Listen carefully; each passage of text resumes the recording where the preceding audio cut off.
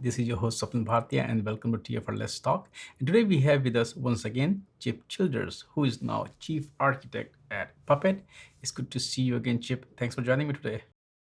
It's great to be with you as always, Swapnil. Thanks for having me on. Now you're Chief Architect at Puppet. There's so much to talk about today, but I want to start with you have been in this cloud space for so long. You have so much varied experience. Why did you choose Puppet? Why did you join the company? I think that Puppet was a really interesting choice for me for a few reasons. So one is over its I think about 12-year history. It's managed to build a really significant business. It is underpinning some of the most critical infrastructure in the world. And so that's something that was incredibly attractive to me. The second is that it ships commercial products. And that was really something that I personally needed to get back to. Having spent a lot of time in the open source, foundation or trade association world, I fundamentally have that itch to make sure that I'm involved in getting products out the door. I think the other thing about Puppet that made it particularly attractive, frankly, was the team. The team, they've got both the folks that are relatively new, spanning all the way to the very early employees that are still there. They're just an incredible group of people. They're kind, they are empathetic, but they're also incredibly smart. Smart about infrastructure management, smart about configuration management, and they're going to be a great team to work with. As a chief architect, what is your actual job? You did mention that you missed shipping the product and everything else. So I want to understand what you are doing here now. Yeah, well, I mean, I think number one, it's going to involve getting back to helping to ship product, but it kind of boils down to a few things.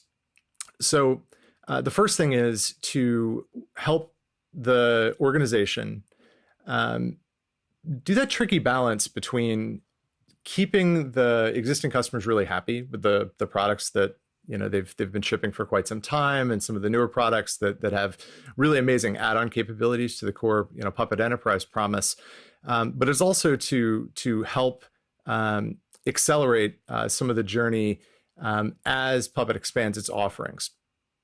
So an example of what we mean by that is, or what I mean by that is, the complexity of infrastructure hasn't gone away. Now that cloud-based services are available, and in fact, what's actually occurred is a exponential increase in the complexity of needs around configuration management.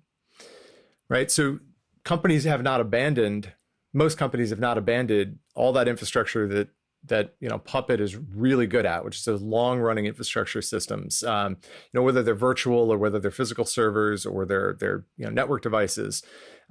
All of that infrastructure is largely still around and still relied on, but increasingly we're seeing those same organizations starting to use infrastructure in public cloud environments, maybe multiple public cloud environments at once. And when they're in the public cloud, there's a whole slew of other, let's say, levels of how you would define infrastructure. So it's no longer just the problem of configuration management is no longer relegated to the confines of the operating system and configuring, what packages are installed and what security configurations in place. But it's also things like how are identity and access management policies configured in AWS, right? IAM policies. How are the object storage services configured? How are the how is the network configured? Because it's all now API addressable. And then if you layer on, even on top of that, all of the cloud native application patterns and open source tools and other capabilities, we've seen this exponential rise in the amount of configuration, which is really kind of a core to the Puppet promise. So there's a lot of opportunity in that space, and I'm looking forward to helping to explore it. The world where Puppet operates in is more about, as you also mentioned, long running infrastructure, whereas the cloud native world is more about ephemeral infrastructure. Things come and go very quickly. So, what role does Puppet play in this cloud native world? Yeah, I mean, I think there's ways that you can use Puppet's current products today let's call it the ephemeral infrastructure world, right? It's a much more volatile environment, but some of the core technologies and products that Puppet has on the market and are super successful, in organizations already, work fine in that environment. But the way to think about the difference between the more volatile, ephemeral infrastructure and heritage infrastructure, classic infrastructure, it really has to do with the amount of time that each individual thing that you're managing stays alive. So, in a virtual machine-based world, there may have been a decrease in the longevity of a particular operating system because, when we went from physical servers to virtual servers, they were software configurable. They were able to be created in software. They were able to be destroyed in software. And you started to see infrastructure consumption patterns start to shift to become a bit more flexible in how we thought of, I guess, we'll use that pets versus cattle analogy, right? Is every operating system a pet that you care for as an individual and you nurture, or is it a herd of cattle where you actually care about the health of the herd more so than the health of any individual animal? It's an imperfect analogy, but it's one that was kind of used during the early days of cloud. And if we look at that shift as one that I think underpins a lot of the new ways that we consume cloud infrastructure, it's that we don't expect most of the things that we deploy to be super long lived, right? Because, for example, if a function as a service system is able to scale to zero, we're no longer managing each instance of that function. What we're actually managing is the configuration that says, here's the code that needs to be the function, and then here's the configuration that says, what API endpoints do I expose in a gateway that will then fire that function, make it come alive? What are the scaling parameters that I'm going to look for? How is it going to tie into any persistent storage or other backing systems? And so we've seen this slow and even nascent shift into a world where configuration management isn't just an option that helps you optimize your experience, but it's fundamental to your ability to consume and use and have any sort of faith in the systems that you're deploying and taking advantage of. So configuration management's impact and importance rises dramatically, as you get into these newer styles of compute. Nowadays, we hear a lot about bare metal and edge data centers and other emerging space, which we cover a lot here at TFIR. There are a lot of workloads that still run on-prem. There can be many different reasons. Compliance is a very good reason where you don't want to move your data on public cloud. So looking at these trends, I see that Puppet's role is even more critical. What do you think? Very, very, very much so. It's almost as if that trend where the trend of moving to clouds and moving higher levels of abstraction, above the server, has similarly played out, but in a slightly different direction when it comes to on-premise infrastructure, which in fact is going to be long-lived, right? So serverless computing, if you're really using a cloud provider, does essentially hide everything underneath it. You don't need to worry about its configuration management. So you're just dealing at this higher level of abstraction in kind of that story that I explained. But when we look at edge computing, which arguably in some ways you could say, listen, what that really means, it just means a bit more distributed to physical locations. And companies have been doing this for many years, right? Think about the point of sale systems that every retailer has, right? And if it's a multi-store retailer, they likely have a distributed edge computing model. We don't always think of point of sales as being edge computing, but it's a really good example of a long time industry that's used technology, in a very distributed way. And yeah, these devices, when they go out there, they're out there for a very long time. And you could almost argue that the long running infrastructure, the length of time that that infrastructure needs to be in the field is even longer than it is in perhaps a data center where you have easier access to the physical device, and you're able to actually replace it on a semi-regular basis if that's valuable to your organization. But if you think about compute that's been shoved out to cell towers, or if you think about compute that's been shoved into a factory setting, these are ultra long running infrastructure environments. And so, yeah, the need for configuration management there is immense, because the same pressure that we might see in a cloud native world to accelerate the time to make a change in the software running in that infrastructure exists when you're talking about the edge devices now.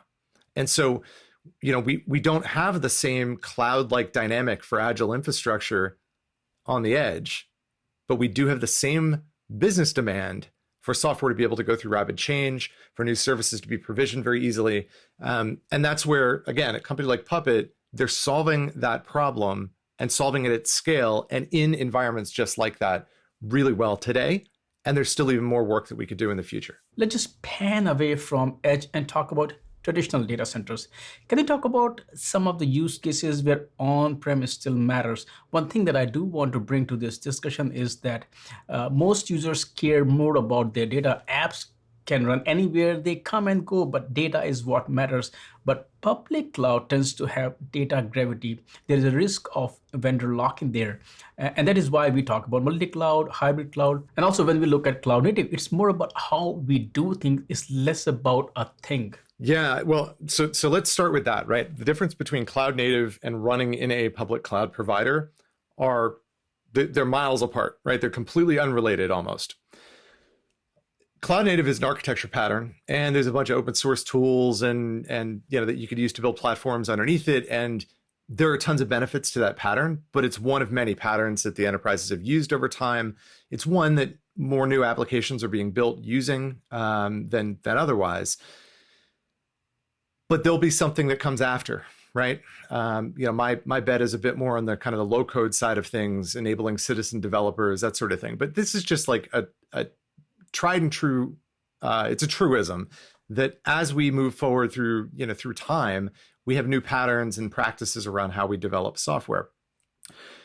So cloud native is that. Cloud, specifically, when I talk about cloud, I'm talking about the hyperscale providers, right? Which arguably is 3 to 4, maybe a couple of others that are truly, they're global scale. They have enough of a infrastructure footprint that even the largest of enterprise can arrive in that cloud and still feel like it's completely elastic, from their perspective.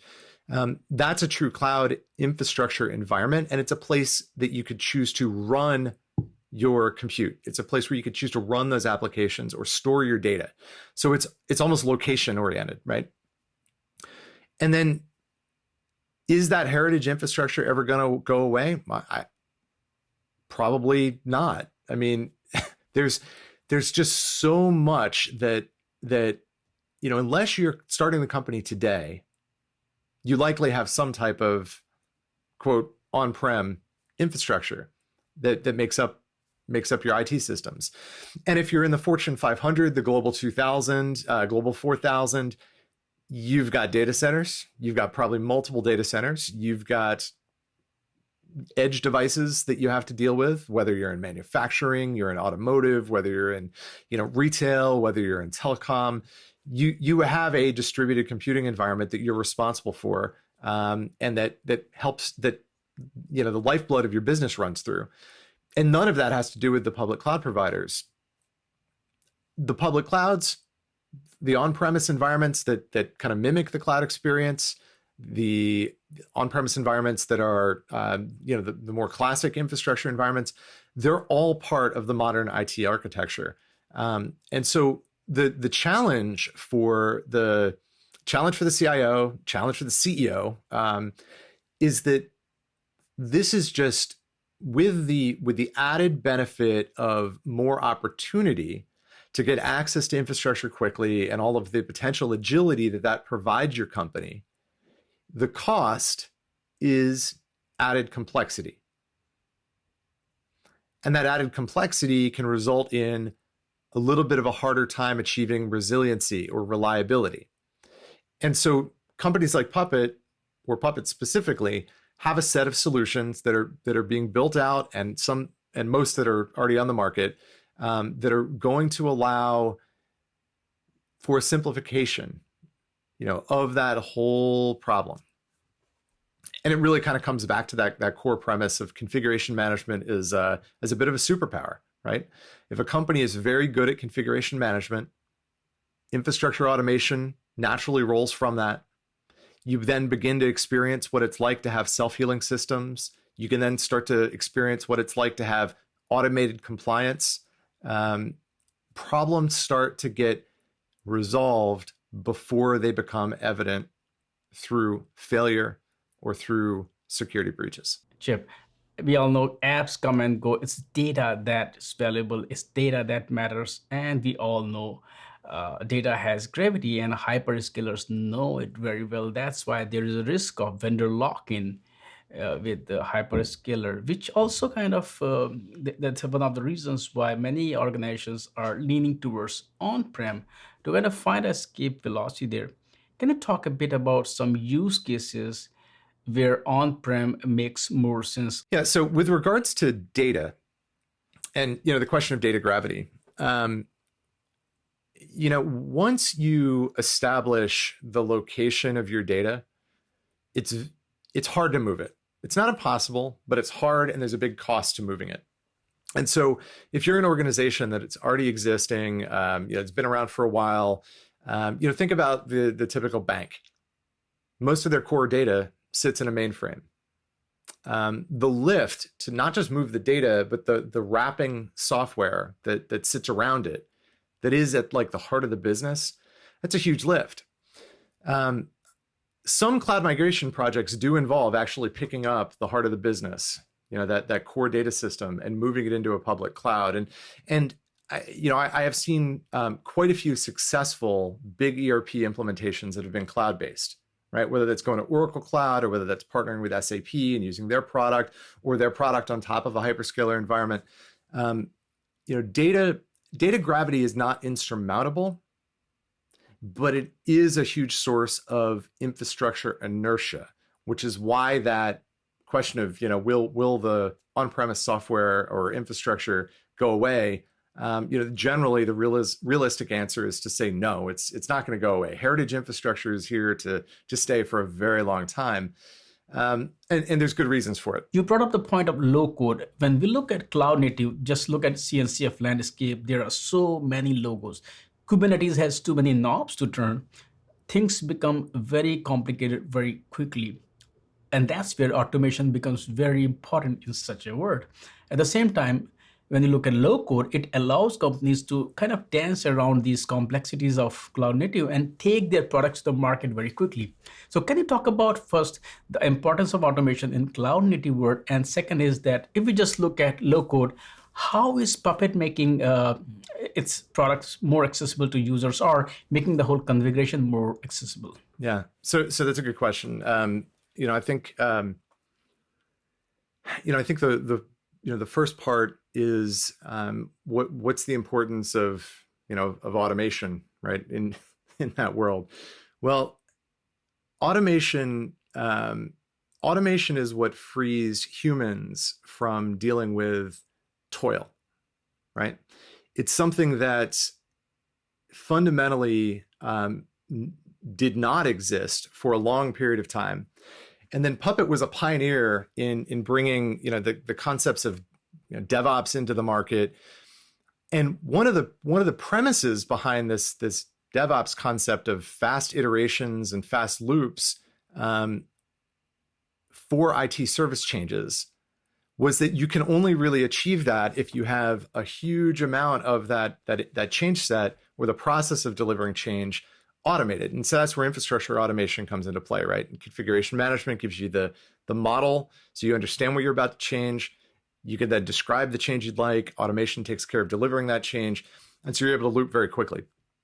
Now, as that concept took off, platforms like Kubernetes were created, and they embodied some of those core concepts so that configuration is, in fact, essentially code.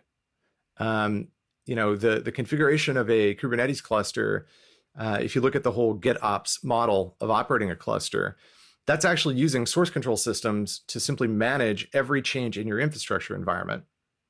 And the point of the Kubernetes software is to be able to take a declaration of this is the current or the new state that I'd like to see, and simply run convergence loops to deliver against it. So that's great. And it solves a particular problem for that Kubernetes platform. Now, if you layer a service mesh on top of it, or you layer then some sort of application delivery system on top of that, and then maybe you have a CI/CD system on top of that, each one of those has lots and lots more configuration, which is why there's a need for companies like Puppet to figure out how can we help with configuration management across that whole stack, right, from top to bottom.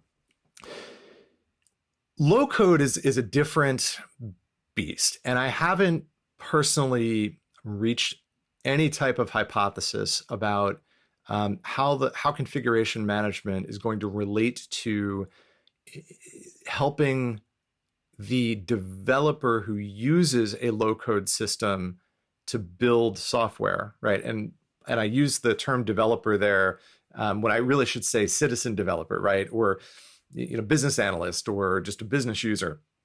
I think in my view that configuration management is not going to be consumable in really the same way as it is today for that audience. Number one, it probably needs to be embedded in the low-code systems themselves. But the real question comes when you take a look at the opportunity to ensure that the low-code experience is actually available on top of infrastructure automation, right? So how do you take the goodness, that is something like Puppet, and find a way to help an organization scale the use of infrastructure automation in a way that doesn't require knowledge of how to author a Puppet module? That's an area that I think is very attractive. It's an area that, that I think that, we may have some things to share on. And maybe the last thing I'd point to is that, the API-driven configuration. Puppet has a newer product. It's in beta right now called Relay. And, Relay by Puppet is it's fundamentally, it's a low code model for configuring cloud-based infrastructure or API addressable infrastructure. And it's certainly the product's very early on, but that concept I think has a lot of promise, because scaling to a lot of different individuals across a lot of different infrastructure types is going to require an abstraction that keeps it as simple as possible for them. Chip, thank you so much for taking time out today and talk about the next chapter of your career, of your journey. We also talk about automation, data gravity, and importance of Puppet in today's cloud world. And as usual, I look forward to our next discussion. Thank you for your time today. Thank you a ton, Swapnil. Appreciate it.